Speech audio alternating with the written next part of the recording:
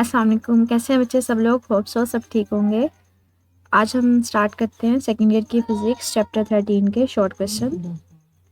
So one by one सबको देखते हैं। First of all short question which is 13.1 कहते हैं a potential difference is applied across the end of the copper wire. For example ये मैंने यहाँ पे ड्रॉ भी कर दिया है कि ये मेरे पास एक कॉपर की वायर है। इसके एंड पे ना मैंने ये पोटेंशियल दे दिया हुआ, मतलब एक साइड नेगेटिव पोटेंशियल है और एक साइड पे पॉजिटिव पोटेंशियल है। इसके अंदर मेरे पास एक इलेक्ट्रॉन है। फॉर एग्जांपल मैंने यहाँ पे एक सिंगल इलेक्ट्रॉन कंसीडर कर लिया है, तो इसकी कोई स्पीड होगी जिसके साथ ये मूव ऑन कर रहा होगा टूवर्ड्स दी पॉजिटिव पोटेंशियल। कहते हैं आप बताओ उसकी स्पीड पे क्या इफेक्ट आएगा अगर आप पोटेंशियल को इंक्रीज कर दो, पोटेंशियल डिफरेंस बढ़ा दो।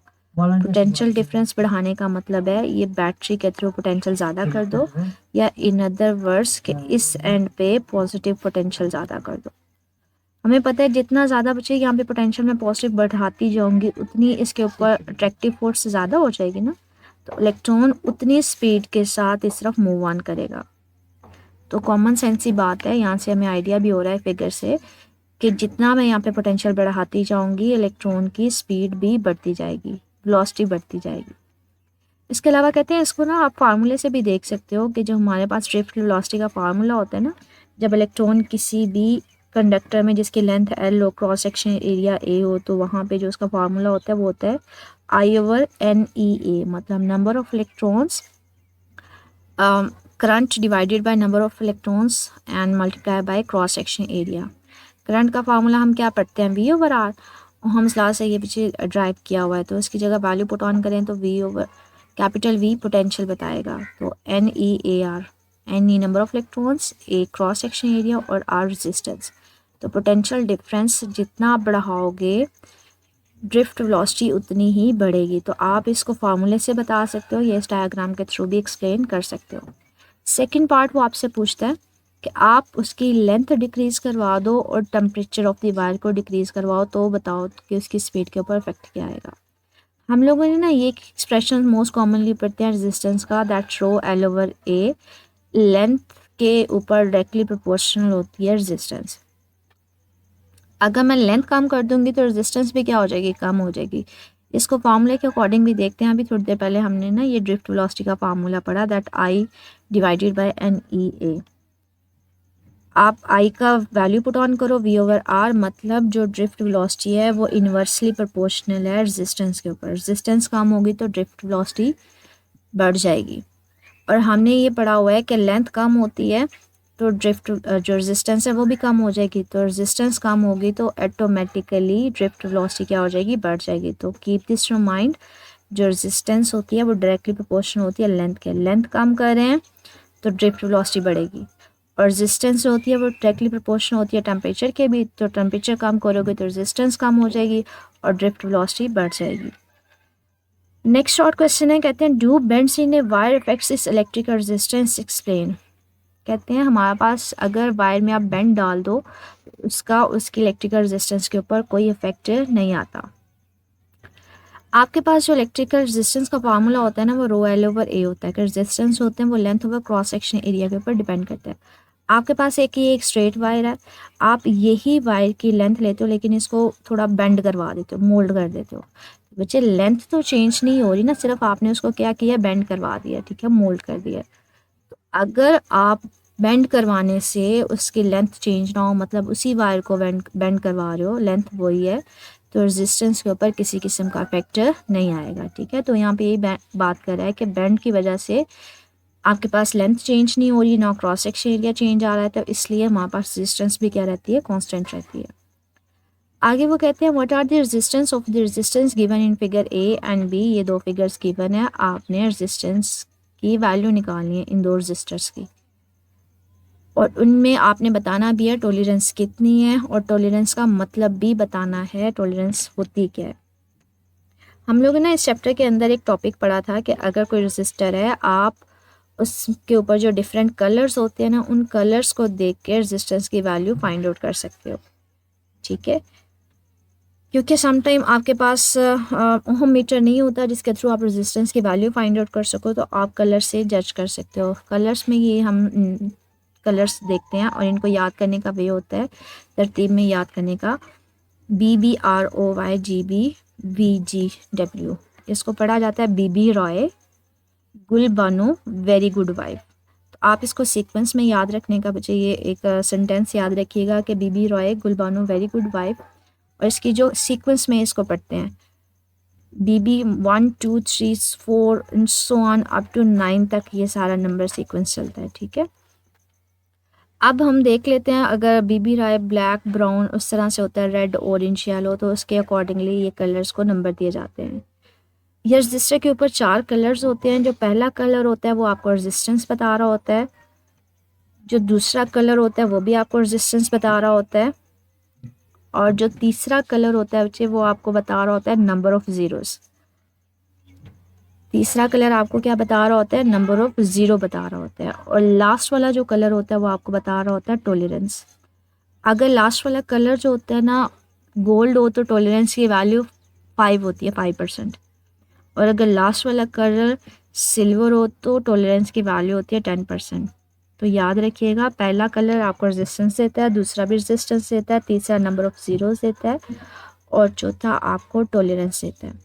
और कलर्स को याद करने के लिए सेंटेंस क्या है, बीबी राय गुल बानो वेरी गुड वाइफ। जो सबसे पहला कलर होगा उसकी वैल्यू होगी 0 1 2 3 4 5 6 7 8 और 9, ठीक है। तो ये सीक्वेंस में याद रखने हैं। अब यहाँ पे ये देखें इस सारे कलर से यहाँ पे उन्होंने ना कलर मेंशन किए हैं कि पहला जो कलर है वो ब्राउन है, फिर ग्रीन है, फिर रेड है, फिर गोल्ड है। तो इन कलर्स को माइंड में रखते हुए ना हम लोग इसकी रेजिस्टेंस निकालते हैं। पहला ब्राउन है, ब्राउन ब्लैक ब्राउन है, ब्राउन दूसरे नंबर पे है तो इसकी वैल्यू क्या है 0 1, तो इसकी जगह क्या आ जाएगा 1। ग्रीन, अब ग्रीन देखें यहाँ पे कौन से नंबर पे है, ये वाला, तो यहाँ पे काउंटिंग कर लें 0 1 2 3 4 5, तो ग्रीन की वैल्यू क्या है 5। आगे रेड है, रेड यहाँ पे इस नंबर पे है 0 1 2। मैंने आपसे कहा जो तीसरा कलर होता है ना वो आपको नंबर ऑफ जीरो देता है, तो यहाँ पे इसकी वैल्यू क्या है 2, तो इसका मतलब है यहाँ पे 2 0 आएंगे। लास्ट पे हमारे पास क्या होता है गोल्ड, मतलब उसकी टॉलरेंस क्या है ±5%। तो आप क्या करोगे, पहली रेजिस्टेंस बिल्कुल इसी तरह से वो 1 थी, दूसरी 5 थी, तीसरा मैंने आपसे बताया था वो आपको नंबर ऑफ ज़ीरो देता है, तो यहाँ पे 2 है तो मतलब 2 ज़ीरोज़ आएंगे, और गोल्ड की जगह +-5% आ जाएगा। सेकंड फिगर में देखते हैं, कहते हैं येलो है, वाइट है, फिर ऑरेंज है और फिर सिल्वर है। सबसे पहले तो येलो देखते हैं, हमारे पास यहाँ पे येलो यहाँ पे गिवन है, तो आप इसकी काउंटिंग कर लो 0 1 2 3 4, तो येलो की जगह 4 आ जाएगा। बाद में कौन सा है वाइट, वाइट की सबसे लास्ट पे है तो उसकी जगह 9 आ जाएगा। उसके बाद ऑरेंज है, ऑरेंज की बच्चे यहाँ पे है तो इसकी काउंटिंग कर लें 0 1 2 3, तो मतलब 3 इसकी वैल्यू और 3 मतलब 3 नंबर ऑफ ज़ीरोस हैं, और लास्ट पे क्या है सिल्वर ±10%। अब ये जो डिफरेंट कलर्स है सबको एक साथ लिख लें, 4 9 आ जाएगा, और 3 जो तीसरा कलर होता है बच्चे वो आपको नंबर ऑफ ज़ीरोस देता है ±10%। अब वो टॉलरेंस है क्या, कहते हैं हमारे पास ये जो हम लोग रजिस्टर की रेजिस्टेंस निकाल रहे होते हैं तो ये एग्जैक्ट तो नहीं हो सकती, इसमें थोड़ा बहुत तो वो हो सकता है ना एरर।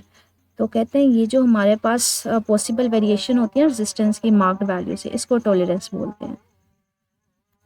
मतलब क्या है कि अगर आपके पास कोई रजिस्टर है ना उसकी रेजिस्टेंस की वैल्यू 1000 है, 1000 होगा, उसकी जो टॉलरेंस की वैल्यू आ रही है वो 10% है। इसका मतलब क्या है, एक्चुअल वैल्यू से वो 10% ज़्यादा भी हो सकती है, कम भी हो सकती है। तो 1000 का 10% आप निकाल लें वो 100 होगा, तो मतलब इस वैल्यू से 100 वो वैल्यू ज़्यादा भी हो सकती है जो एग्जैक्ट वैल्यू है मार्क वैल्यू, और कम भी हो सकती है। तो आपके पास 90 भी वो वैल्यू हो सकती है और वो 1100 भी हो सकती है। आगे शॉर्ट क्वेश्चन है, वो कहते हैं व्हाई डज द रेजिस्टेंस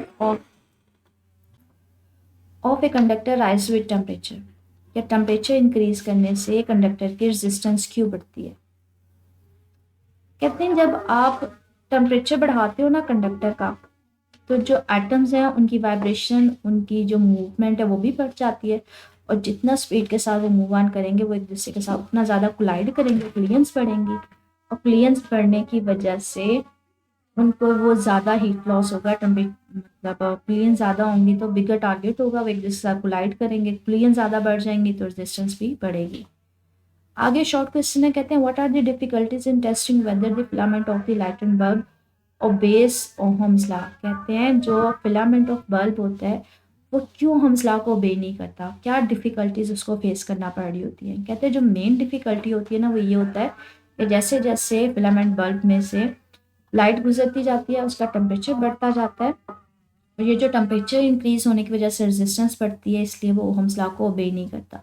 आपके पास फिलामेंट ऑफ बल्ब पुराने ज़मानों में वो जो येलो कलर का बल्ब नहीं होता था, वो जो आपने देखा होगा कि जैसे उसको ऑन करते हैं लेकिन 2-3 घंटों बाद ना वो गर्म हो जाता था, उसको टच करते थे तो वो गर्म हो जाता था। वो इसी वजह से होता था कि उसका टेम्परेचर बढ़ जाता था, और अगर उसका टेम्परेचर बढ़ता था तो उसकी रेजिस्टेंस भी बढ़ जाती थी। तो वो यहाँ पे रीज़न यही बता रहा है कि जब उसमें से करंट फॉल्स मतलब फ्लो करती है, स्टार्टिंग में क्या होता है, जितना पोटेंशियल देते हो उतनी उसमें से करंट फ्लो करती है, उसका टेम्परेचर भी कांस्टेंट होता है, रेजिस्टेंस भी कांस्टेंट रहती है। ओहम्स लॉ के अकॉर्डिंग वो एक स्ट्रेट लाइन दे रहा होता है। लेकिन एक लिमिट से ज़्यादा पोटेंशियल देने के बाद जब करंट उसमें से ज़्यादा गुजरती है तो टेम्परेचर भी उसका बढ़ जाता है, वो गर्म हो जाता है, रेजिस्टेंस भी बढ़ जाती है। इसलिए वो स्ट्रेट लाइन नहीं देता, बल्कि वो इस तरह का कर्व दे देता है। नेक्स्ट शॉर्ट क्वेश्चन है, कहते हैं इज द फिलामेंट रेजिस्टेंस। आप बताओ कि हमारे पास दो लाइट बल्ब है, एक लाइट बल्ब का ये वोल्टेज है और ये पावर है, और दूसरे का ये वोल्टेज और ये पावर है। आप बताओ दोनों केसेस में रेजिस्टेंस की वैल्यू ज़्यादा किस में होगी और लो किस में होगी। तो दोनों का डाटा पुट ऑन कर ले। पावर का फार्मूला V² होता है, R होता है, और V²R। एक के लिए फर्स्ट के लिए 1 1 का नाम दे दे, सेकंड को 2 के अकॉर्डिंग वैल्यूज पुट ऑन करें तो इस वाले केस में आपके पास ज़्यादा रेजिस्टेंस की वैल्यू आ जाएगी। कहते हैं आप डिस्क्राइब करो at a circuit which will give a continuously varying potential. आप कोई ऐसा सर्किट बताओ जिसके थ्रू आप पोटेंशियल को चेंज करवा सकते हो या डिफरेंट पोटेंशियल की वैल्यूज इस्तेमाल कर सकते हो। कहते हैं इसका आपने इस चैप्टर के ना सेकंड लास्ट लास्ट वाला टॉपिक भी पढ़ा होगा, पोटेंशियोमीटर। पोटेंशियोमीटर एक बेस्ट हमारे पास सर्किट है जिसके थ्रू आप अपनी मर्जी का पोटेंशियल ऑब्टेन कर सकते हो। इसका स्ट्रक्चर क्या होता है कि ये हमारे पास एक वायर होती है जिसकी रेजिस्टेंस कैपिटल R से लिखी जाती है। इसके एंड फिक्स्ड होते हैं, A और B एंड फिक्स्ड होते हैं। इसके क्रॉस बैटरी दे दी जाती है, और यहाँ पे एक इसके साथ ना टर्मिनल होता है, टर्मिनल C। ये स्लाइडिंग टर्मिनल्स को बोलते हैं कि ये आगे पीछे मूव ऑन कर सकता है। अब इसके लिए एक इक्वेशन निकालते हैं जो हमें बताएगा कि आप इस C को जब आगे पीछे मूव ऑन करवाओगे तो पोटेंशियल अपनी मर्जी का चेंज करवा सकते हो। कहते हैं आप क्या करो, A और B के अक्रॉस बैटरी दे दो जिसका पोटेंशियल E है। अब इस A और B के क्रॉस से मैं बैटरी दूंगी तो इसमें से हमारे पास करंट नहीं फ्लो करना शुरू हो जाएगा, और करंट किसके इक्वल होता है, वो V/R के इक्वल होता है। और यहाँ पे पोटेंशियल को मैं क्या नाम दे रही हूँ, E, तो यहाँ पे इसको लिखा जा सकता है E/R। अब कहते हैं अगर ये टोटल वायर की रेजिस्टेंस कैपिटल R थी, अब मैंने स्लाइडिंग टर्मिनल यहाँ पे C लगा दिया है, तो मैं इतने पोर्शन की रेजिस्टेंस लूँगी यहाँ से यहाँ तक, उसको मैं लिख देती हूँ स्मॉल r से। ठीक है, अब मैं कहती हूँ इसके और इसके क्रॉस जो हमारे पास रेजिस्टेंस होगी वो स्मॉल और होगी, और A और C के क्रॉस भी तो पोटेंशियल अब डिफरेंट होगा ना, तो मैं नाम दूंगी उसको पोटेंशियल AC। पोटेंशियल किसके इक्वल होता है, IR के, और यहाँ पे इसमें से जो करंट गुजरेगी वो तो I होगी, लेकिन यहाँ पे रेजिस्टेंस क्या होगी, स्मॉल r। मैं यहाँ पे स्मॉल r लिख देती हूँ। I की वैल्यू ऑलरेडी हमने पुट ऑन की है तो E/R और इंटू स्मॉल r। अब कहते हैं जो A और C के दरमियान पोटेंशियल है वो किसके ऊपर डिपेंड कर रहा है, स्मॉल r के ऊपर। आप देखें अगर मैं स्लाइडिंग टर्मिनल को इस तरफ लेके जाऊं तो ये वाला R बढ़ नहीं जाएगा, तो R बढ़ेगा तो ऑफ कोर्स पोटेंशियल भी आप अपनी मर्जी से इंक्रीज करवा सकते हो। लेकिन अगर मैं C को A की तरफ लेके जाना शुरू करूँ, इस तरफ लेके आऊँ, तो ये R की वैल्यू तो स्मॉल हो जाएगी। R की वैल्यू स्मॉल होगी तो पोटेंशियल भी कम कर सकते हो। तो आप इस C को आगे पीछे मूव करवा के अपनी मर्जी से पोटेंशियल बढ़ा भी सकते हो और कम भी कर सकते हो। नेक्स्ट शॉर्ट क्वेश्चन है, कहते हैं एक्सप्लेन करें why terminal potential difference of A battery decreases when the current drawn from it increase. कि अगर आप टर्मिनल पोटेंशियल डिफरेंस क्यों डिक्रीज होता है अगर आप सर्किट से करंट को निकालना शुरू करते हो, ड्रॉ करना शुरू करते हो। कहते हैं रीज़न क्या है कि जब आप बैटरी से जैसे आप जो करंट ड्रॉन है वो इंक्रीज करते हो, करंट मूव ऑन करवाना स्टार्ट करते हो, जो पोटेंशियल ड्रॉप है वो भी हमारे पास इंटरनल रेजिस्टेंस के अक्रॉस वो इंक्रीज हो जाता है, लेकिन जो टर्मिनल पोटेंशियल डिफरेंस होता है वो डिक्रीज होता है। इस फार्मूले से आइडिया हो जाएगा, जो टर्मिनल पोटेंशियल डिफरेंस का फार्मूला होता है वो E-IR होता है। बच्चे ज़्यादा बढ़ा दोगे तो ये वैल्यू बढ़ नहीं जाएगी, इंटरनल रेजिस्टेंस के क्रॉस जो पोटेंशियल डिफरेंस है वो बढ़ जाएगा, मतलब IR बढ़ेगा। अगर IR ये वाली जो वैल्यू बढ़ेगी इसमें से मैं ज़्यादा वैल्यू को माइनस करूँ तो ओवरऑल वैल्यू कम नहीं रह जाएगी, तो इसलिए हम कहते हैं टर्मिनल पोटेंशियल के डिफरेंस क्या होगा, डिक्रीज होगा। लास्ट क्वेश्चन है चैप्टर का, कहते हैं what is the Wheatstone bridge, और किस तरह से आप अननोन रेजिस्टेंस को फाइंड आउट कर सकते हो। व्हीटस्टोन ब्रिज इस चैप्टर का सेकंड लास्ट टॉपिक है। कहते हैं व्हीटस्टोन ब्रिज जो है एक इलेक्ट्रिकल सर्किट होता है जिसके थ्रू आप अननोन रेजिस्टेंस को मेजर कर सकते हो। अब इसके सर्किट डायग्राम में क्या होता है कि ये हमारे पास 4 रेजिस्टेंसेज होती हैं, R1, R2, R3, R4। यहाँ पे एक गैल्वानोमीटर होता है और यहाँ पे आपने इसके क्रॉस बैटरी दी होती है। 3 रेजिस्टेंसेज का हमें पता होता है, एक का नहीं पता होता, तो ये फार्मूला यूज़ किया जाता है। एक का नहीं पता, बाकी सबका पता होता है, तो आप उस 3 वैल्यूज़ का पता होता है, एक वैल्यू का नहीं पता होता। फॉर एग्जांपल R1 का हमें नहीं पता, R2 इधर ले जाएंगे, बाकी 3 रेजिस्टेंसेज का पता होता है।